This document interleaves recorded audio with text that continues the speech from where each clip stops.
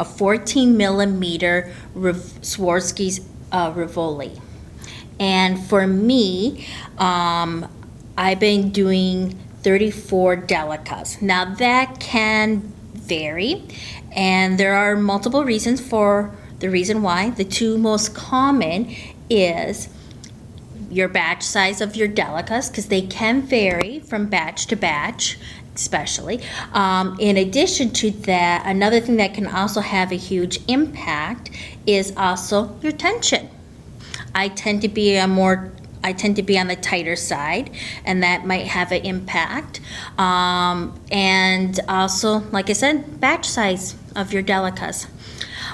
So let's go ahead and get started. Let's thread our needle up with approximately, I would say, a total of 10 to 12 inches of thread. And you will want, you don't have to put on a stop bead, you can if you want, but you will need approximately, I would say, 4 inches on one side for your tail and 6 inches on the other side. All right, I'll see you back here in just a moment. So just so you know, what I did is, because I know I'm going to be using 34 Delicas, 11/0 Delicas, I already have my Delicas put out, and just to avoid any potential miscount is what I usually do, because I do know with peyote I have to do it in pairs of two. So I group in pairs of two of in each row 5 groups, so that's 10 Delicas per row. And then, so here I have 10, 20, 30, and then the final 34. And I do that to make my life a little easier. And it doesn't hurt to count as you go along, just to make sure there wasn't any miscount. And it just helps you from making, you know, a simple human error. That was 10.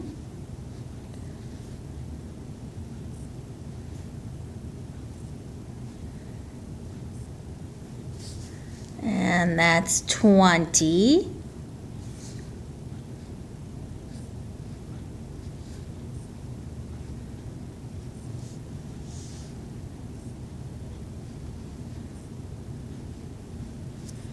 All right, and that's 30. Move this off to the side. And that is 34. And all we're going to do is we're going to leave about 4 inches for tail. Slide this down.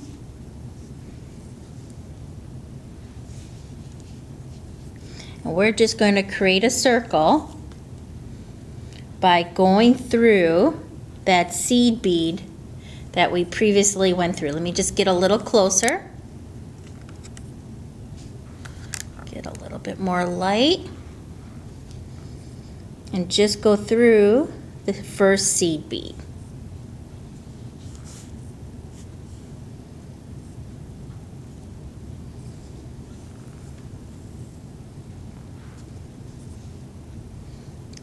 There we go.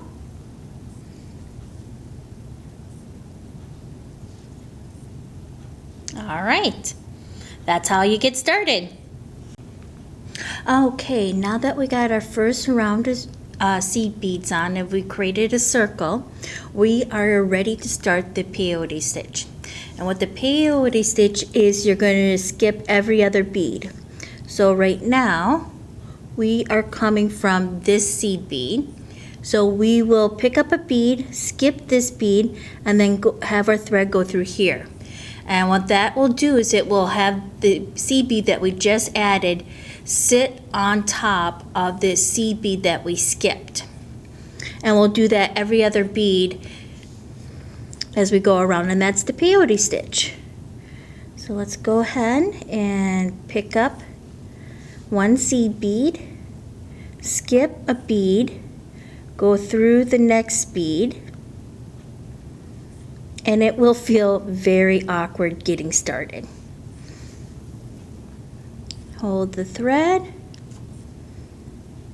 and then just make sure that the bead we picked up sits on top or by the side of the seed bead that we skipped. There we go.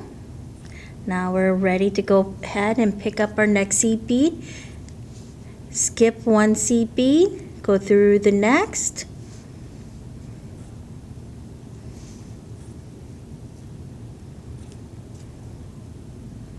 There we go. There.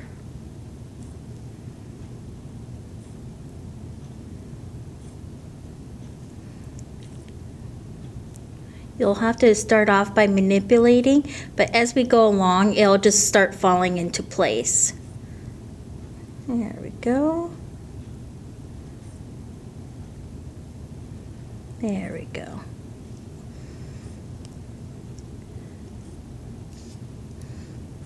All right, so we'll pick up one more seed bead. Skip, go through the next.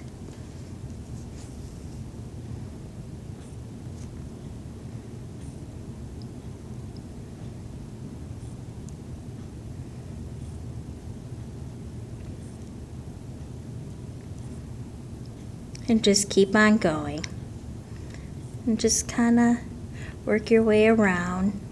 Now, if you are uncomfortable doing this freehand, you can get like a ring mandrel. You can get something roughly about the same size of the hole and do it that way. It's up to you. I usually do it for the larger stones. I use my ring mandrel.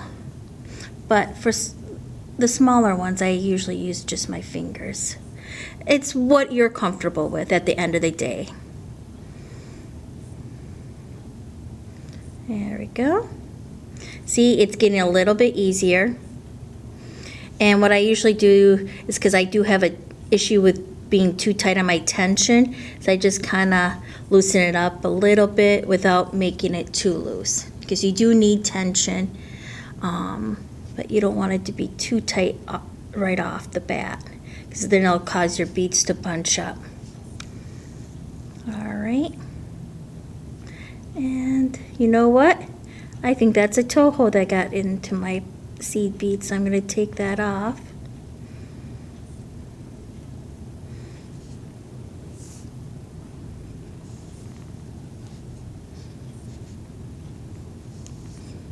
All right, so this will be the last bead. So we'll skip one bead right here, go through here,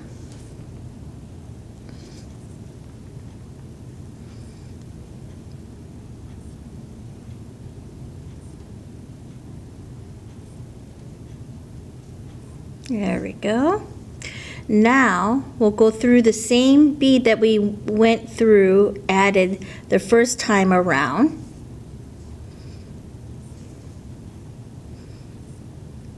There we go. And now we're ready to do our step up. And our step up is basically, we're going to be putting a 15-0. We're going to skip every other bead. So our 15-0s are going to basically lie in the notch that we previously skipped. So we're going to pick up a 15-0 round seed bead, go through the next seed bead, because we're skipping in the notch, and just gently pull. And don't worry, as you go along it will tighten. This is where I kind of like to bring down it on the finger a little bit, so I'm not holding it too tight or keeping it. And you just go through every other, you pick up a seed bead and go through every other bead. Basically, your seed bead that you're picking up will actually lie in the notch created from the previous round. So go ahead and do that all the way around, and then I'll meet you back to do another step up. All right, so I have one more bead to add, and as you can see, my my embezzlement's actually coming to better shape. It looked a little wonky at first, but you know, as I was going along, I was able to shape it and get it back into shape. So what we're going to do is just go through like we normally would, the sticking out bead, but then we'll go ahead and go through that previous 15-0.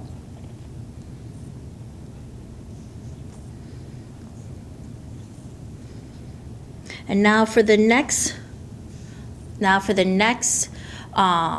row, we're going to again,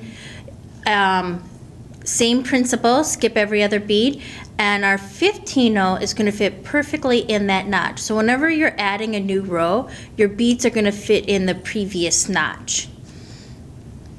So just go ahead, do the same thing as before. Just slide that bead in, and this is, you know, so your 15-0s will just fit in perfectly in those little notches. Because these are slightly smaller beads, what you're doing is you're just making the circumference a little bit smaller, and that will hold the stone in. That's the basic principle for the whole thing. That's why you start off with 11-0s and end up with 15-0s. The same, I mean, you could technically do this with any size beads. You know, like you could start off with 8-0s and then wind up with 11-0s. You just have to adjust the size and numbers of beads. But the smaller beads will create a smaller circumference, and so that you can pull things in. Whoops. There we go. There. And just kind of make sure it just works.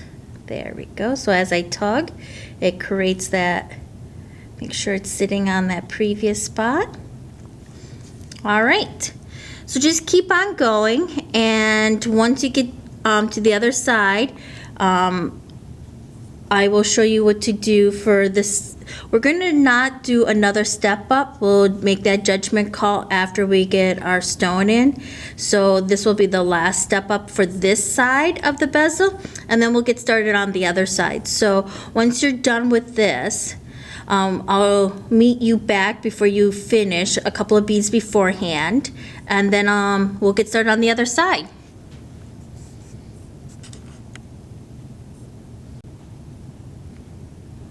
Alright, so I just have a few more seed beads to finish up on this side.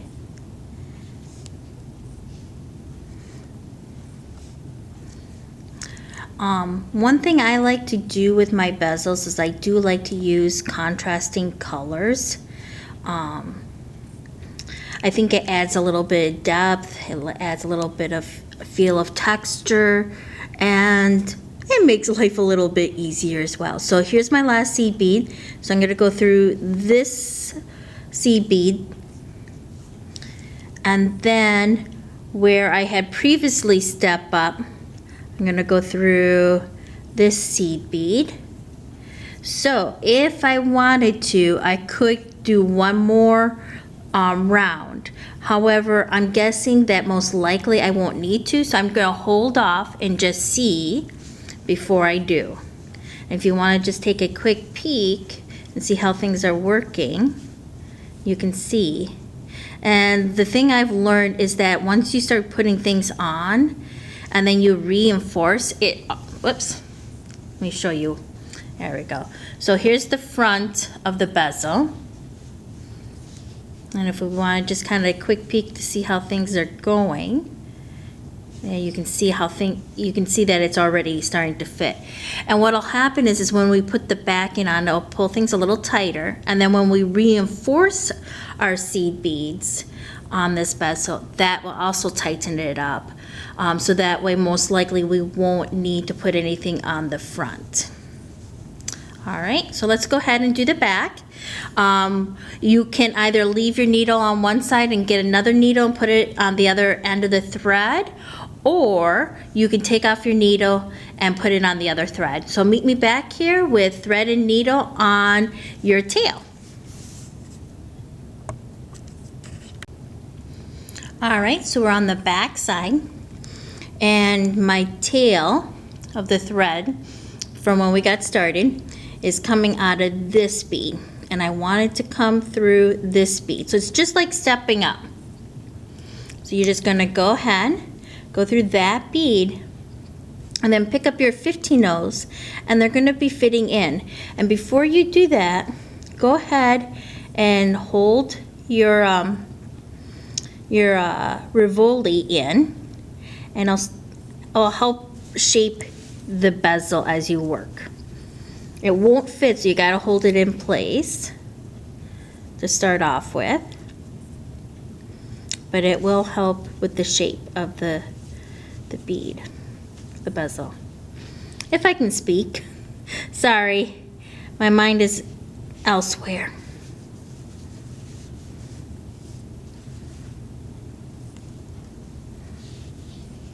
There we go. All right, so I'm going to go ahead, pick up a 15-0, and just do what I did before. And you just kind of want to hold the bezel in place. Like I said, it'll just help shape everything as you go along. And you're going to do this at least 2 times, if not more, in the back. So you'll step up just like you did in the front. So meet me back here about when you're ready to step up, and we'll step up together, okay? Just hang in there. And again, like I said, everything will come together, I promise.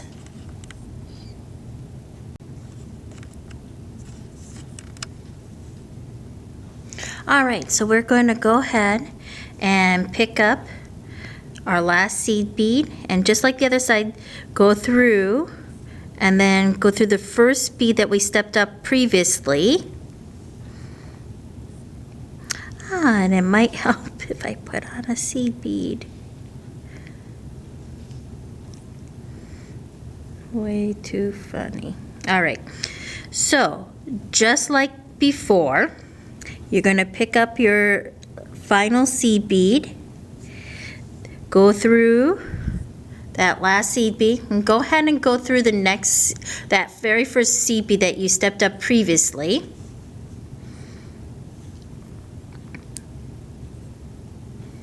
All right, pull it together, hold your bezel in place, and just like before, we're going to go ahead, pick up a seed bead, have it fit into the notch, go through the following seed bead. Whoops. There we go. Wrong bead. There we go.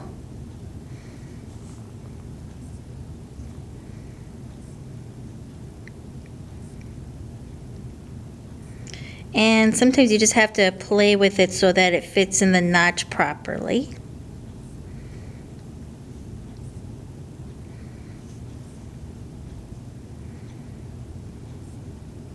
All right, and then you just keep going, and eventually, you know, you're not going to have to hang on to the Rivoli.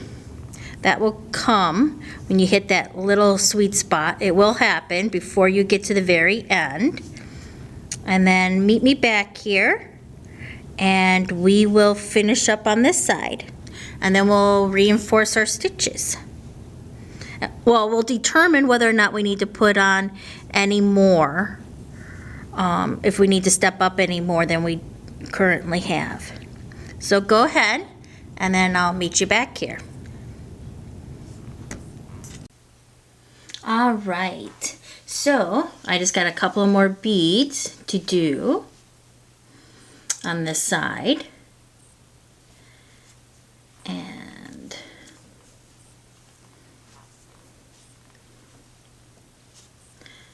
there we go. Now again, just like the other side, I do like to always end my initial round by doing the step up. I suppose you really don't have to do that. It's just something I like to do for consistency.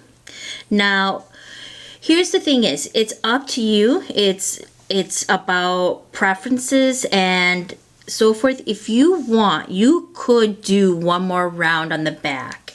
You could also do one more round in the front. It's all up to you. I think my bezel is holding this stone in very well. And I know that when I go through the reinforcement, it's just going to make everything just a little bit tighter, and it's just going to sit in there very, very solidly. So I'm going to leave it without adding any more, but it's a preference thing. You know, so if you want to, you could just do the same thing what we did now. And then if you want, you could also do it on the front. It's just a preference thing. So if you're going to go ahead and do that, and then meet us back when you're done on both sides, if you're adding on both sides. And by the way, you don't have to do equal amounts on both sides. If you just want to do an extra round in the back, you can do that. If you just want to do an extra round in the front, you can do that. If you want to do it on both sides, you can do that as well. So if you're going to go ahead and do that now, and then meet us back here when you're done, and then I'll walk you through on what I like to do for reinforcement. And when you do that, go ahead and if you took your needle off your front thread, go ahead and put it back on, and meet us back here when you're done.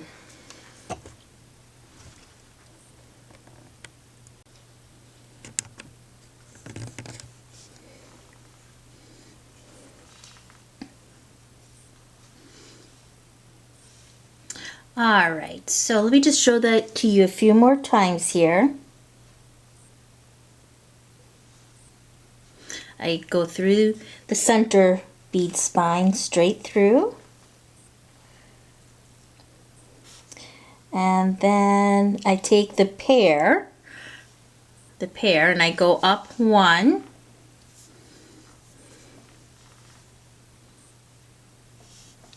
Down the other side.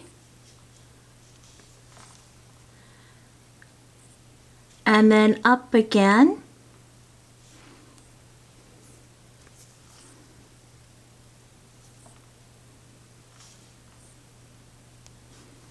And then again, and I just keep repeating myself over and over again until I go all the way around. And then if I have enough thread, I start reinforcing the other rows. So go ahead and go all the way around, meet me back here, and if you have more thread, I'll show you what to do next.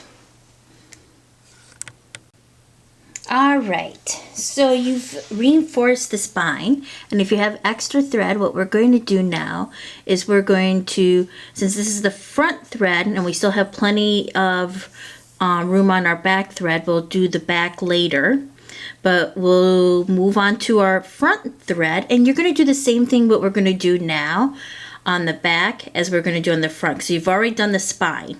So what we're going to do is just make our way down